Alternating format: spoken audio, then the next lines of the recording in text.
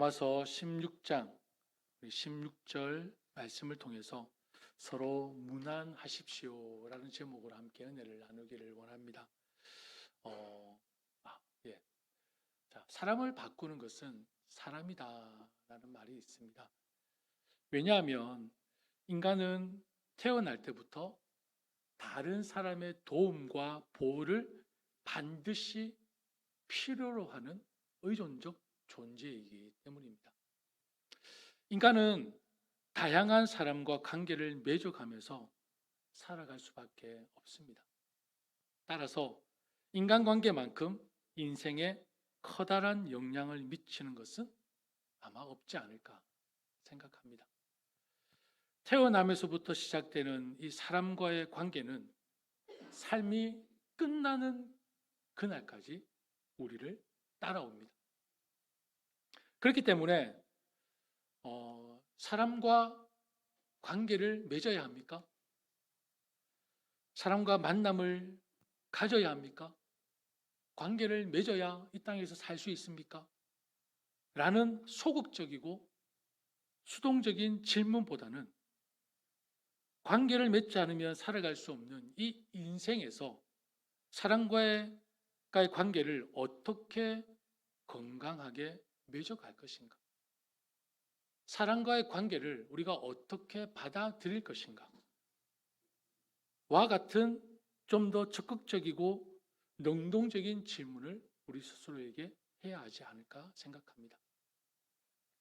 지난 주일에 이런 질문을 드렸습니다. 자녀들과의 관계가 건강하십니까? 아빠와 자녀, 엄마와 자녀, 그리고 남편과 아내. 여러분 건강하십니까? 예.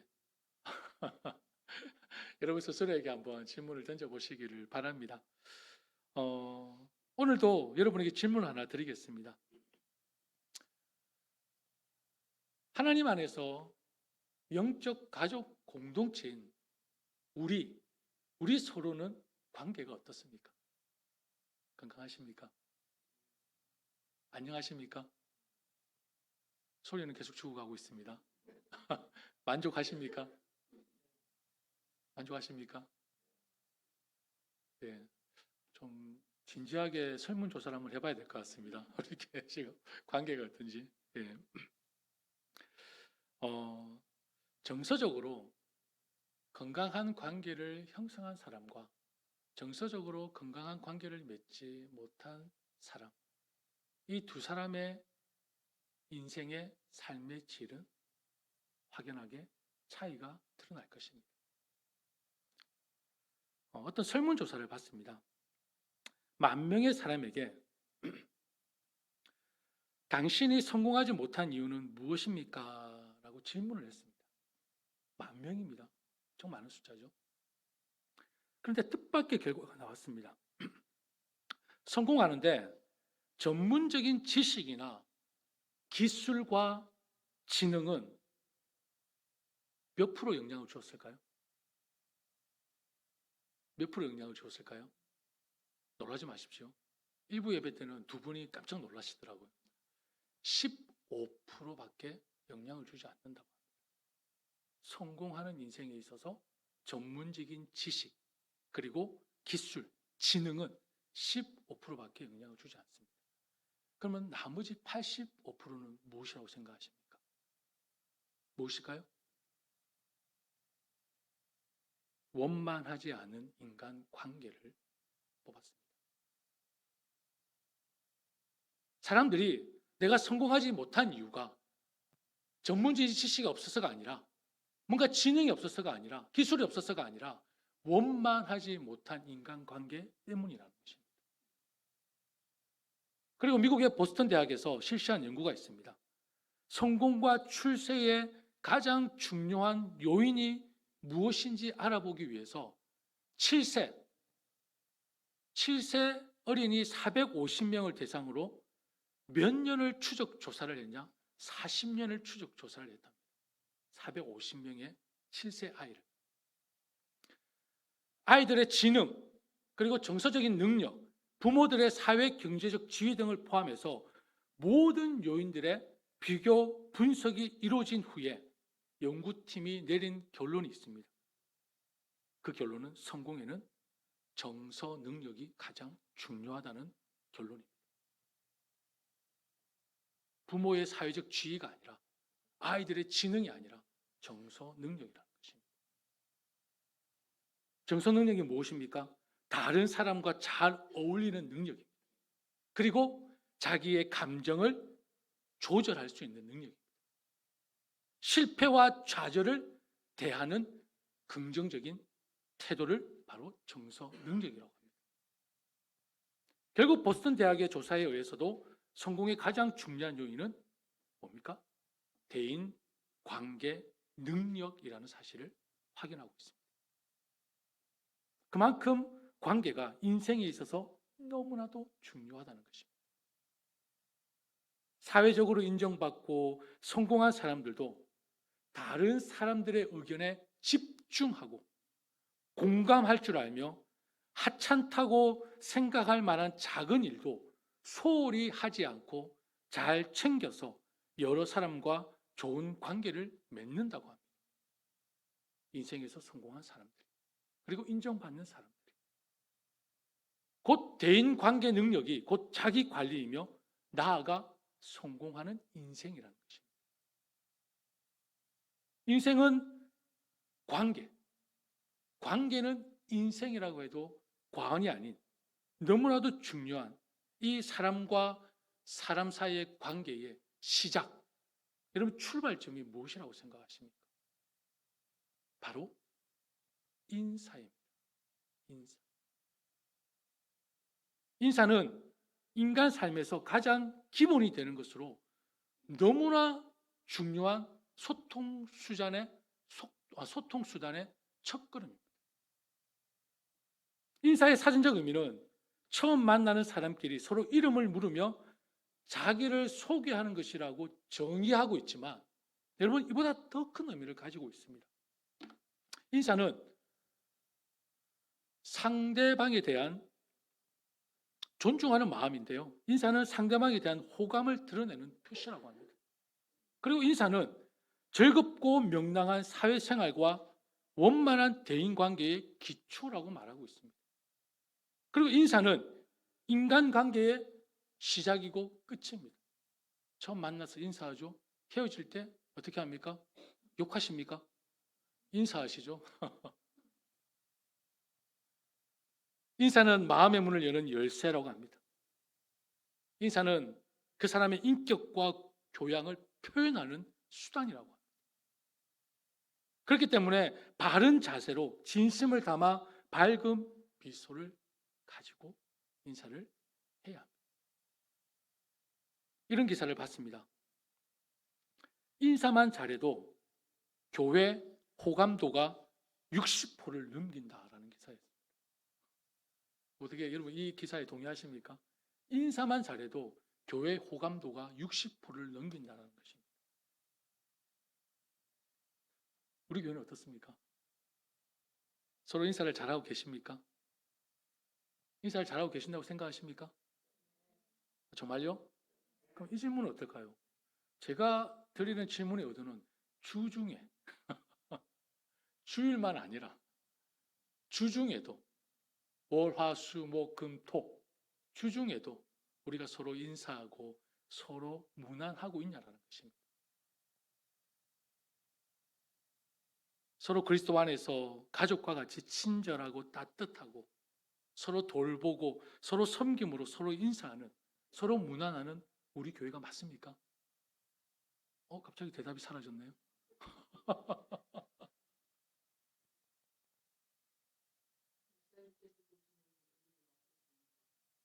제가요?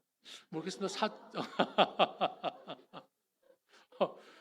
우리 교회는 너무 건강하고 참 좋습니다. 그럼에도 주중에도 그 사랑과 그 평화가 우리 가운데 넘쳐나기를 소망하는 거죠. 저도 그런 교회를 소망합니다. 뭔가 사역이 많은 교회보다, 뭔가 프로그램이 많은 교회보다 저는 사랑의 사역이, 평화의 사역이 넘치는 교회가 가장 좋은 교회라고 생각합니다.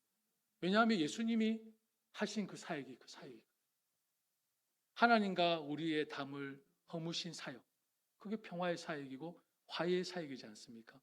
예수님께서 하신 가장 큰 사역이십니다. 그럼 우리도 그 사역을 본받아 해야죠.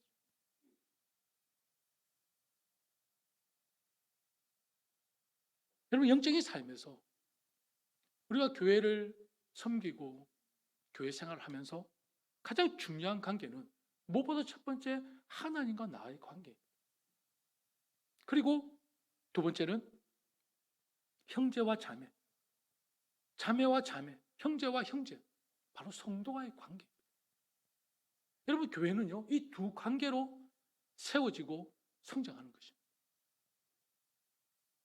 어느 한쪽만 기울어지는 것이 아니라 함께 가야 할 너무나 중요한 관계라는 것입니다.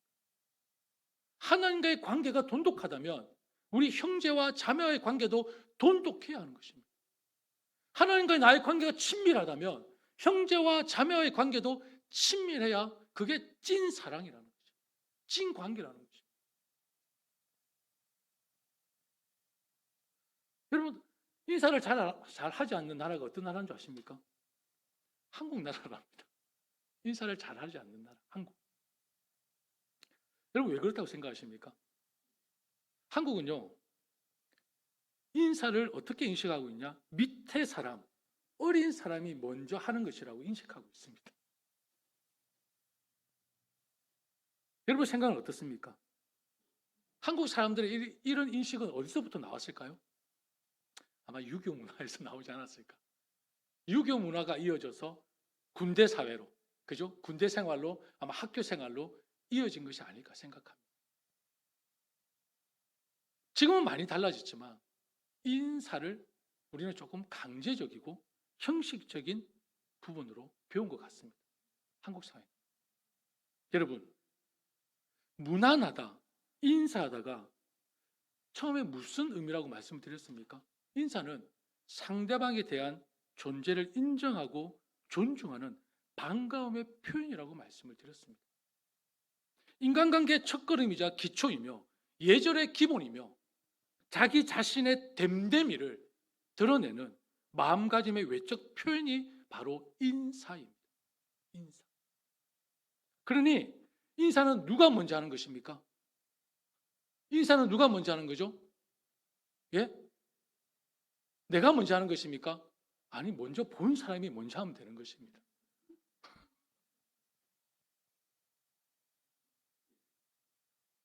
먼저 본 사람이 먼저 하면 되는 것입니다. 마음에 준비된 사람이 먼저 하는 것입니다. 어른들이 인사하지 않고 지나간 아이들이나 청소년들에게 뭐라고 합니까? 이놈의 자식들. 어른을 보면 인사를 해야지.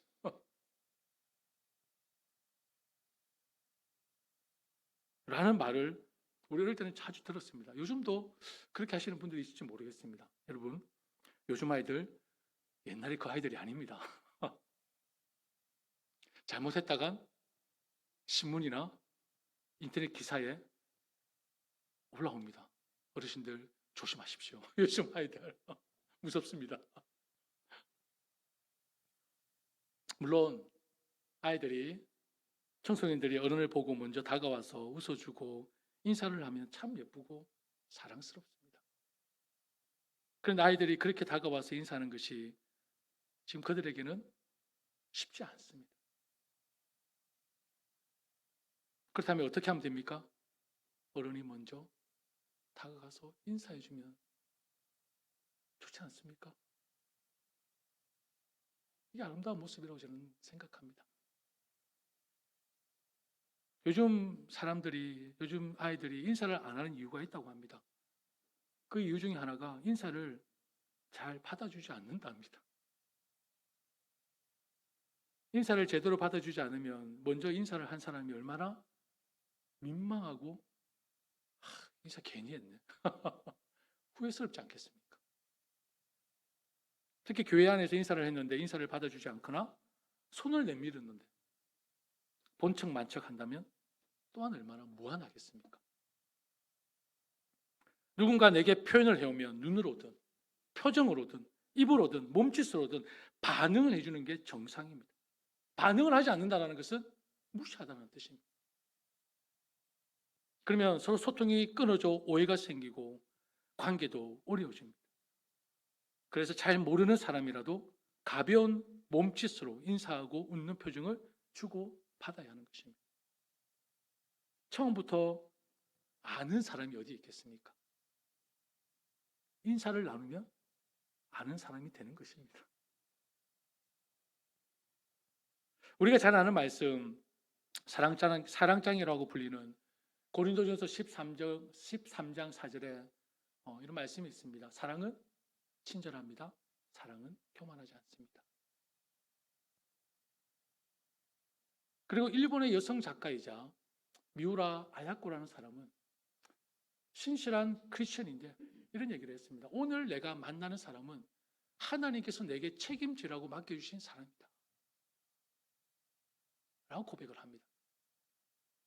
사랑하는 성도 여러분, 그리스도인이라면, 그리고 우리가 주를 믿는 하나님의 자녀라면 내 앞에 있는 사람이 그리스도인이든 아니든 우리는 어떻게 해야 합니까? 친절해야 합니다. 여러분, 제발 구분짓지 마십시오. 밖에 나가서 그리스도인과 비그리스도인을 차이를 두지 마십시오. 우리는 모든 사람에게 친절해요. 이분법으로 인생을 사시면 안 됩니다. 친절이 무엇입니까? 상대방을 인정하는 마음으로 시작하는 것입니다. 그리고 그 표현이 바로 인사라는 것입니다.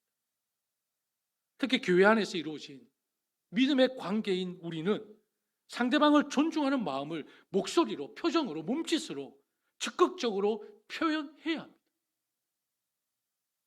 이것이 하나님을 사랑하는 그리스도인에게 자연 발생적으로 드러나는 이웃을 향한 마음이자 사랑입니다.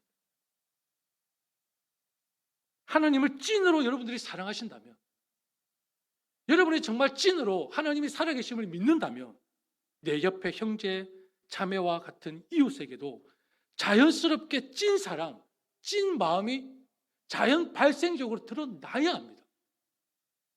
그게 하나님을 사랑하는 마음이지 않습니까? 하나님을 사랑하는데 이웃을 사랑하지 않는다? 그건 하나님을 사랑하는 것이 아닙니다, 여러분. 성경에서 말씀하고 있잖아요. 사실 오늘날 교회가 이렇게까지 침체되어지고 쇠퇴되어지는 여러 가지 이유 중 하나는 무엇이라고 생각합니까? 서로에 대한 관심과 사랑의 표현인 이런 인사, 대화, 소통이 끊어졌기 때문이라고 생각하지 않습니까? 저는 정말 큰 원인이라고 생각합니다. 교회가 사랑으로 세워져야 될 교회가 그 안에 소통이 없고 대화가 없고 서로 나눔이 없는데 어떻게 교회가 유지가 될 수 있겠습니까?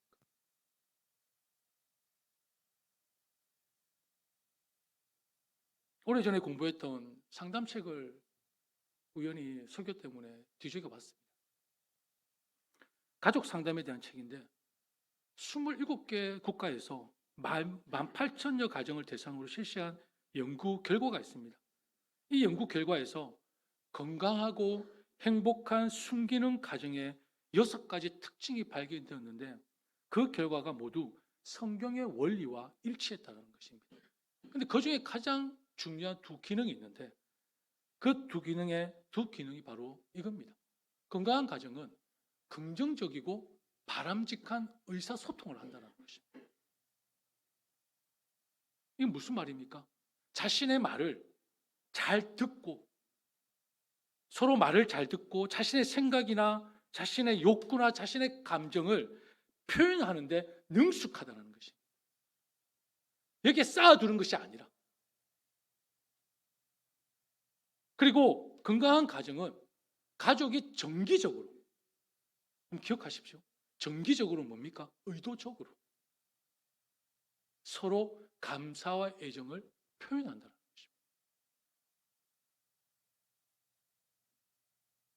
서로 진심으로 칭찬해주고 정서적으로 세워주며 자주 격려해줍니다. 그리고 감사하는 마음은 저절로 생기는 것이 아니라 어떻게 하라고요? 훈련하고 연습해야 합니다.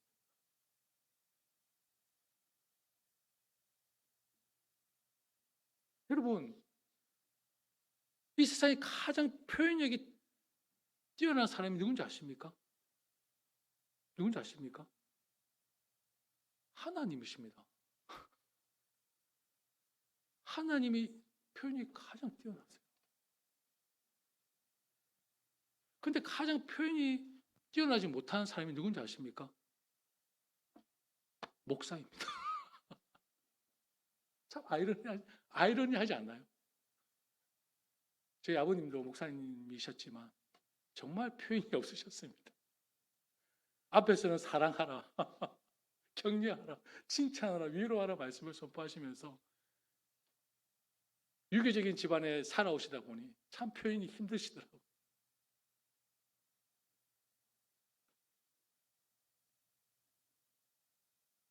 건강한 가정은 긍정적이고 바람직한 의사소통이 가장 중요하다라고 얘기합니다.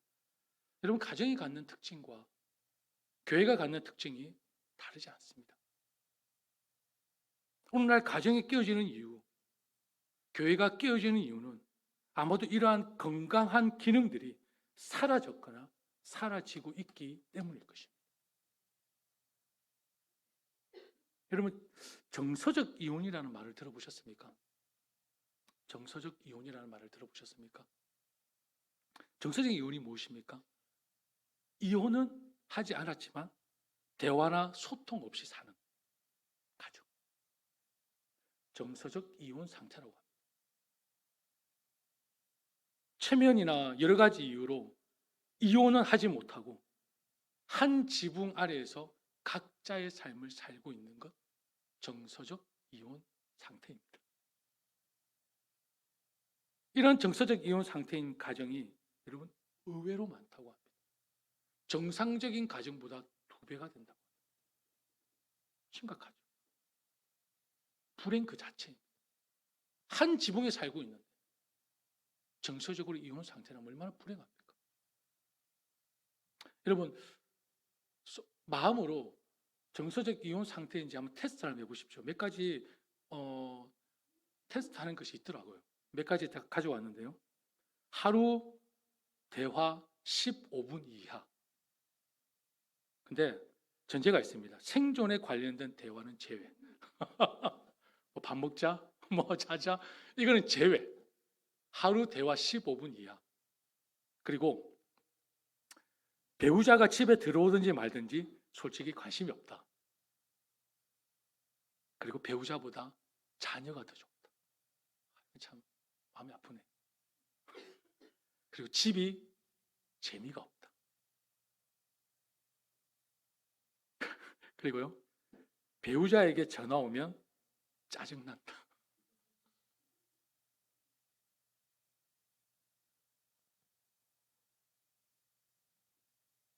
그리고 싸우는 것도 지쳤다. 포기한 지 오래다.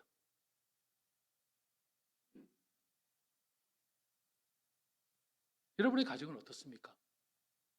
서로 얼마나 대화하고 인사를 나누고 관심과 사랑을 주고 있습니까?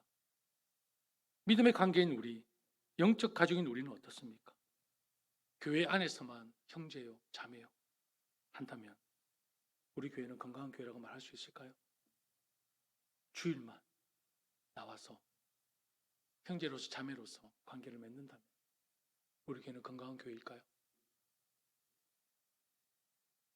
로마서 16장 16절 말씀을 읽었지만 여러분, 로마서 16장 전체를 읽어보시면 서로 무난하라, 서로 무난하라, 그 글로 가득 채워져 있습니다.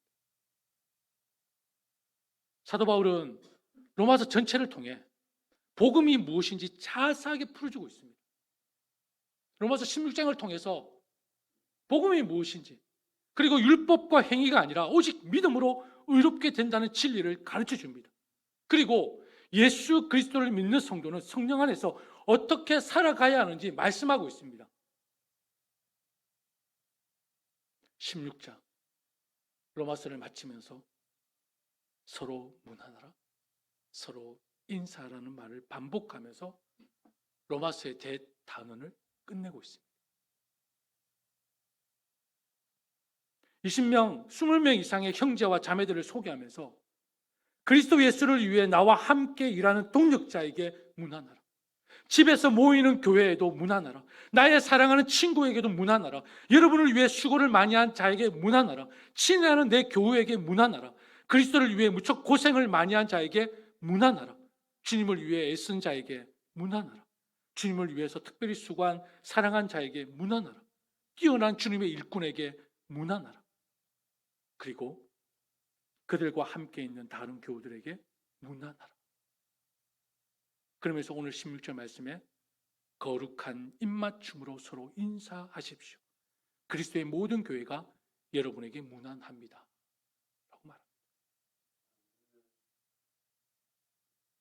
서로 다른 가정교회들의 연합으로 구성된 로마 교회에 사도 바울은 서로 거룩한 입맞춤으로 문안하길, 인사하길 권면하고 있습니다.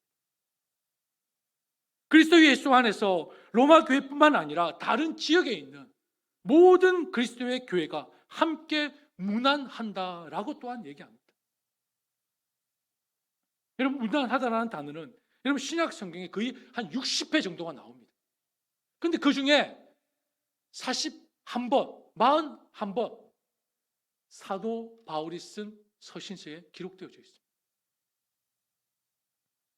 이것을 볼 때 바울은 믿는 자들이 서로 인사하고 문안하는 것을 얼마나 중요하게 생각하고 있었는지 알 수 있습니다. 그리고 사도 바울 또한 예의가 얼마나 바른 사람이었는지 알 수 있습니다. 사랑하는 성도 여러분, 바울은 왜 우리가 서로 인사하고 문안할 것을 권면하고 있을까요? 그것은 우리가 그리스도 예수 안에 있다면 하나이기 때문에 예수님을 믿는 모든 성도들과 그 성도들로 구성된 각 교회는 예수 그리스도 안에서 성령 안에서 연합된 하나님의 몸이기 때문입니다. 그렇기 때문에 우리는 서로 돌아보고 서로 안부를 물으며 교제를 나누어야 하는 것입니다. 그리스도 안에서 한 지체이기에 우리는 서로 함께 인사하고 사랑과 관심으로 건강하고 아름다운 관계를 형성할 것을 사도 바울은 이렇게 간절히 교회들에게, 성도들에게 요청하고 있는 것입니다. 본문에 보면 거룩하게 입맞춤으로 서로 인사하십시오라고 말씀합니다. 입맞춤은 그 당시 악수와 같은 고대 근동 지방의 보편적인 인사법이었습니다. 초대교회 때 그리스도인들은 이 형제를 사랑하는 표시, 형제애의 표시로서 이렇게 인사를 나누는 풍습이 있었습니다. 그리고 2세기 이후에는요, 이것이 예배 의식의 한 일부가 되었습니다. 거룩하게 서로 입맞추는 그 인사가. 이러한 입맞춤은 당시 이질적 배경 출신의 사람들로 이루어진 교회를 하나로 묶는 중요한 기능을 했습니다. 귀족 출신, 노예 출신, 자유시민 출신 등 사회 계층적 배경을 비롯해서 헬라인, 야만인, 유대인, 종족적 배경을 그리고 각 지역마다 다른 문화적 배경의 차이로 인해 발생할 수 있는 이 소원함, 막힌 담을 헐고 서로 친밀하게 만드는 데에는 이 거룩한 입맞춤만한 인사가 없었다는 것입니다. 바울이 입맞춤 앞에 단서를 붙이죠. 뭐라고 붙죠? 거룩하게. 거룩하게라는 단어를 사용한 이유는 무엇입니까? 무질서하고 난잡하게 행하는 그런 입맞춤이 아니라는 것을 보여주고 있습니다. 요즘 현대교회는 서로 입맞춤으로 인사를 하면 문제가 될 예제들이 상당히 많죠? 그렇지 않습니까? 그죠? 그러면 우리 안에 이런 사랑을 표현할 수 있는 인사법이 얼마든지 있지 않습니까? 꼭 이걸 맞춰야 됩니까? 아니지 않습니까? 그리스도 안에서 서로에 대한 신뢰와 사랑을 상대방이 느끼도록 말을 통해, 행위를 통해 우리는 얼마든지 표현할 수 있습니다. 거룩하게 입맞춤으로 서로 인사라는 말씀에 여러분 중요한 의미는 뭡니까? 적극적인 행함으로 하나님의 사랑을 믿는 자들 안에서 실천하라는 것입니다. 여러분, 그 사랑을 표현하십시오. 실천하십시오. 몇 가지 말씀을 찾아볼까요? 자, 히브리서 10장 24절 25절 같이 한번 읽어볼까요? 여러분 지금 상당히 지금 무게감을 느끼시는 것 같은데요. 자, 우리 함께 같이 읽습니다. 서로 격려해서 사랑과 좋은 일을 하도록 마음을 씁시다. 그리고 어떤 사람들처럼 같이 모이는 일을 폐지하지 말고 서로 격려해서 자주 모입시다. 더구나 그날이 가까이 오는 것을 아는 이상 더욱 열심히 모이도록 합시다. 그리고 하나 더 있죠? 자, 하나 더 말씀을 보겠습니다. 같이 읽습니다. 시작. 성령이 여러분을 평화의 띠로 묶어서 하나 되게 해주신 것을 힘써 지키십시오. 아멘. 사랑하는 그리스도인 교회 성도 여러분, 우리는 교회 안에서 성도들 사이에 서로 잘 지내고 있는지 적극적으로 돌아보고 살펴야 하는 그 어떤 관계보다 소중한 관계라는 것을 잊지 마시기를 바랍니다. 그리고 교회 안에서 수고하고 섬기고 봉사하는 그 모습을 보고 여러분 적극적으로 기억하고 인정하고 칭찬하고 격려하는 분들이 되시기를 바랍니다. 왜 이런 모습이 중요합니까? 교회가 하나됨을 계속 지켜나가는 귀한 일이기 때문에 정말 여러분이 이 교회를 사랑하고 정말 하나님의 교회를 세우는데 여러분들이 정말 간절함이 있고 여러분이 정말 그 사역을 감당하기를 원한다면 성령이 하나 되게 하신 것을 우리는 힘써 지켜나가야 할 책임이 우리에게 있는 것입니다. 여러분, 저는 그 어떤 사역보다 중요한 것이 서로 함께 평화를 만드는 사역이라고 저는 믿습니다. 교회의 가장 중요한 사역은요, 평화를 만드는 사역. 그 사역보다 중요한 사역은 없습니다. 아무리 좋은 훈련과 교육이 있고 아무리 좋은 은혜로운 예배가 되어 있다 할지라도 교회가 평화롭지 못합니다. 교회가 사랑으로 종로를 하지 않으면 아무 소용이 없습니다. 의미가 없습니다. 서로 무난하고 서로 인사하고 교제함으로써 성도들 사이에 평화를 만드는 것보다 중요한 사역이 교회 안에 어디 있습니까?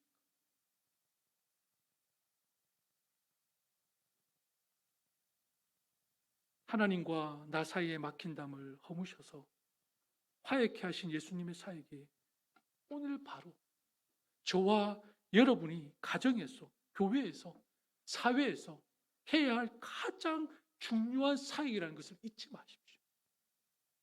그 사역보다 중요한 건 없습니다. 저도 이 자리에서 가장 중요한 사역이 뭔지 아십니까? 하나님, 죽었던 저입니다. 죽었던 제가, 여러분 죽은 자가 할 수 있는 게 뭡니까?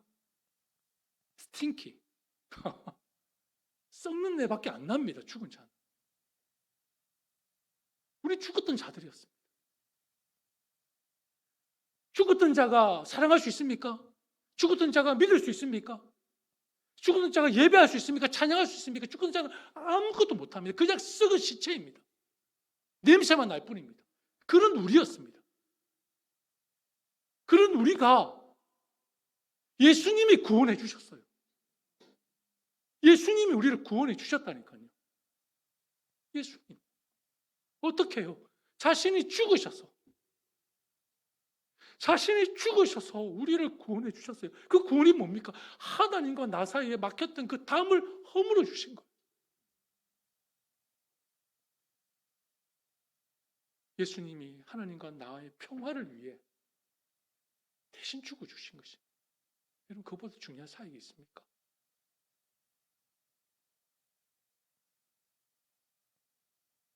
제가 여기 있는 이유도 그겁니다. 다른 이유 없습니다. 저.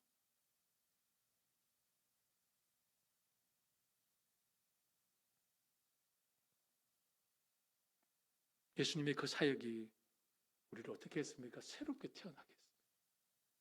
우리를 거듭나게 하셨습니다. 새 생명을 우리에게 주셨습니다. 썩은 냄새만 나는 우리 시체가 오직 예수 그리스도께서 우리를 구원해 주신 것입니다. 다른 이유 없습니다. 그게 복음의 전부입니다. 우리 또한 그 복음을 위해 일하는 거고 사역하는 것입니다. 여러분, 사랑과 평화의 교제가 있으면 교회는 반드시 살아 움직입니다. 기쁨이 넘치는 교회가 될 수 있습니다.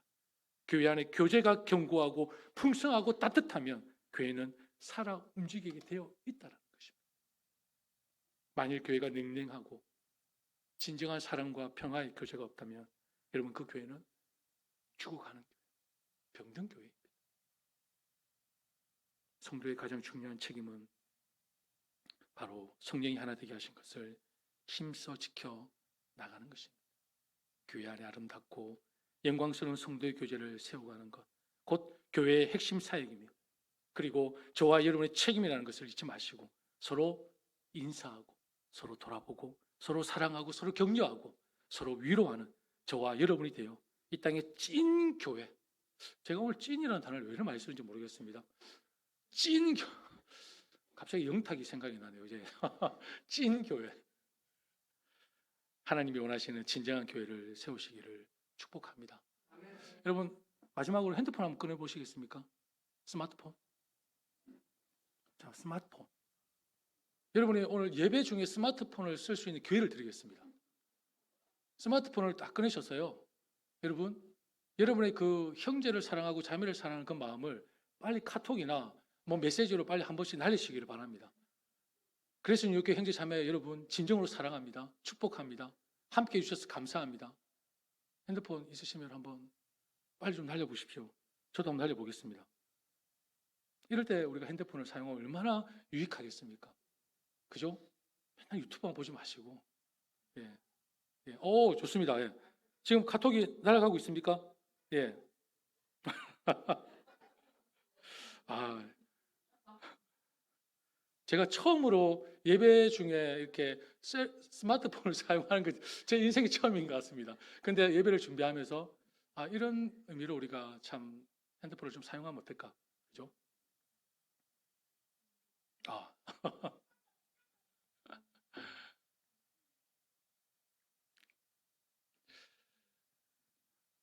여러분, 사랑의 마음을 담아서 찐 사랑으로 한번 우리 서로에게 좀 자주 축복 메시지를 남기면 참 좋겠습니다. 참 아름다운 목소리, 아름다운 소리예요, 그죠? 이런 소리 참 아름다운 것 같습니다. 이 카톡 소리는. 예. 여러분, 이 작은 마음, 작은 행동 하나하나가요, 큰 산을 이루는 것입니다. 이 카톡 소리 하나하나가 쌓여서, 그죠? 우리의 마음을 여는 것입니다. 여러분, 빅 프로젝트, 큰 계획은요, 오랜 시간이 걸립니다. 그리고 인내가 필요합니다. 시간이 필요합니다. 준비 과정이 필요합니다. 여러분, 우리 교회의 10년 후에, 20년 후의 모습을 한번 그려보십시오. 그때 우리 교회가 정말, 여러분 뭐 찬양하겠지만 사람이 가득한 교회가 아닌, 건물이 화려한 교회가 아닌, 저는 찐 사람. 정말 주중에도 언제 어느 순간에도 서로 돌아보고 아픈 사람이 있으면 서로 위로해주고 함께 기도해주고, 바쁘지만 그 가운데도 사랑을 실천할 수 있는 그런 교회. 여러분, 그런 작은 행동 하나가 모여 얼마나 큰 사랑을 만들어내는지 우리 그레이스 뉴욕교회 한번 보여줍시다. 우리 그레이스 뉴욕교회가 이 땅에 정말 본이 되는 교회, 좋은 소문이 나는 교회가 되기를 다시 한번 축복합니다.